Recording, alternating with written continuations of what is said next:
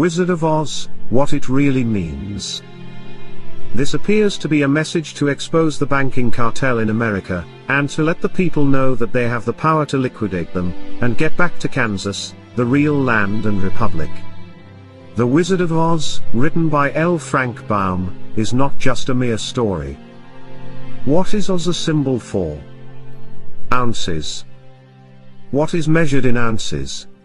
Gold. What is the yellow brick road? Bricks or ingot bars of gold.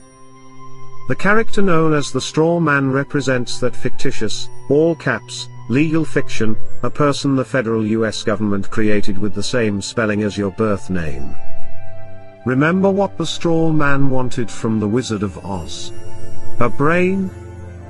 No juristic person, legal fiction, paper corporation has a brain because he or she has no breath of life. What did the Straw Man get in place of a brain?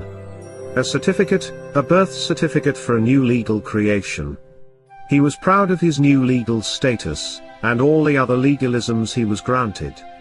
Now he becomes the epitome of the brainless sack of straw who was given a certificate in place of a grain of common sense. Now, what about the Tin Man?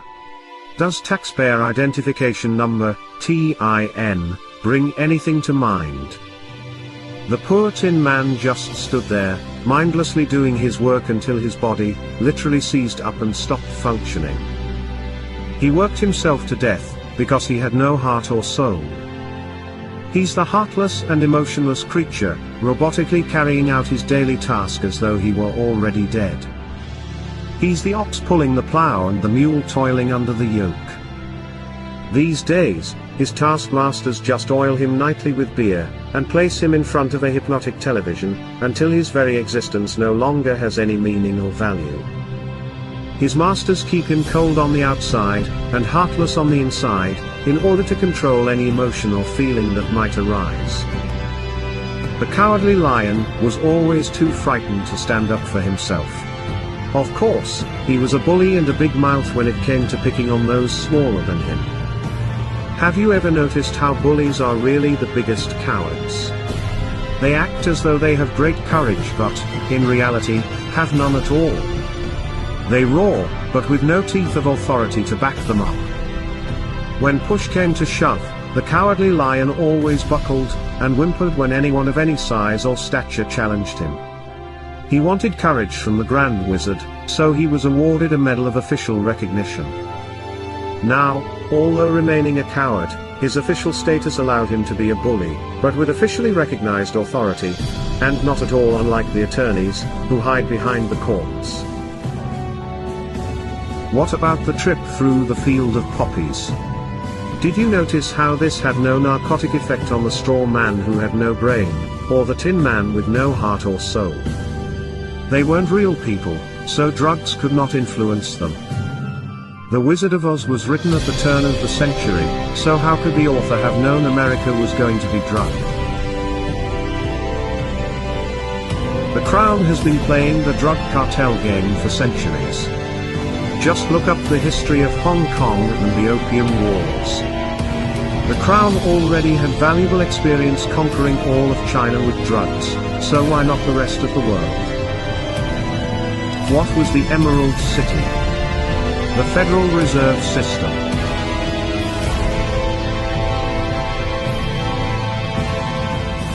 Who finally exposed Wizard for what he really was. Toto, the cute and somewhat annoying little dog. Toto means in total, or altogether in Latin. What was it that the witch wanted after she alleged that the little dog had bitten her? Toto. Or everything. Notice how Toto was not scared of the great wizard's theatrics, yet he was so small in size, compared to the wizard, that no one seemed to notice him. The smoke, flames and holographic images of Oz were designed to frighten people into doing as the great wizard commanded. But Toto simply padded over, started barking until others paid attention to him and came to see what the barking was about. Who was behind the curtain? Just an ordinary person controlling the levers that created the illusion of the great wizard's power and authority. When Toto pulled back the curtain and completely exposed him, the charade was at an end. The veil hiding the corporate legal fiction and its false courts was removed. The wizard's game was up, and what was he after all? A conman, a fraud. We can see, in this tale, just how loud the bark from a little dog can be. Most of us remain silent and wait to be given whatever food and recognition, if any, by our legal masters. Let us not forget those flying monkeys, what perfect mythical creatures to represent the Bar Association attorneys, who attack and control the little people for the great crown wizard, the powerful and grand bankers of Oz. How, finally, was the evil witch destroyed? Pure, clean water? Liquidation. How did Dorothy finally get home? She simply clicked her heels. She always had the power, and so do we. What would it take to expose the wizard for what he is? We each need only a brain, a heart and soul, and courage.